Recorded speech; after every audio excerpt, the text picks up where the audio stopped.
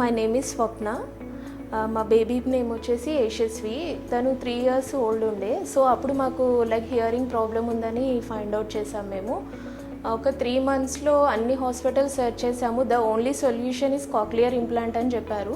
So అపోలోకి వచ్చాము. అపోలోకి వచ్చిన తర్వాత ఈఎన్టీ ఎంటైర్ డిపార్ట్మెంట్ చెక్ చేసి ఇంప్లాంట్ చేస్తే బెస్ట్ రిజల్ట్ ఉంటుంది అని చెప్పారు. సో మేము ఇంప్లాంట్కి ఏం ఆలోచించకుండా ఇంప్లాంట్కి ప్రొసీడ్ అయిపోయాము. బిఫోర్ సర్జరీ అయితే బేబీకి మేము లైక్ స్కూల్లో వేసా కానీ ఏమి ఇంప్రూవ్మెంట్ లేదు. ఆఫ్టర్ సర్జరీ ఇప్పుడు సర్జరీ అయ్యి బేబీకి 6 months అవుతుంది. నా అంటే she can able to hear all and she started speaking also. ఇంట్లో మేము ప్రతి దానికి అంటే ఎవ్రీ సౌండ్కి రెస్పాండ్ అవుతుంది అండ్ మాట్లాడడం కూడా స్టార్ట్ చేసింది.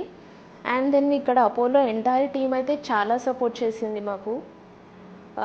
Like doctors and audiology department and నా స్పీచ్ థెరపిస్టులు కూడా చాలా బాగా ఎక్స్ప్లెయిన్ చేస్తారు ఎవ్రీథింగ్.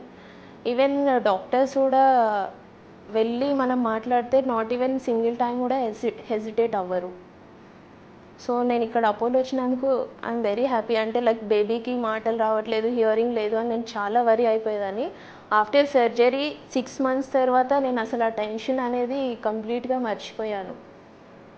నా సజెషన్ ఏంటి అంటే లైక్ ఎవరికైనా ప్రాబ్లం ఉంది అంటే వితౌట్ ఎనీ థింకింగ్ ఇంప్లాంట్కి వెళ్ళడం బెస్ట్ ఆప్షన్. Thank you.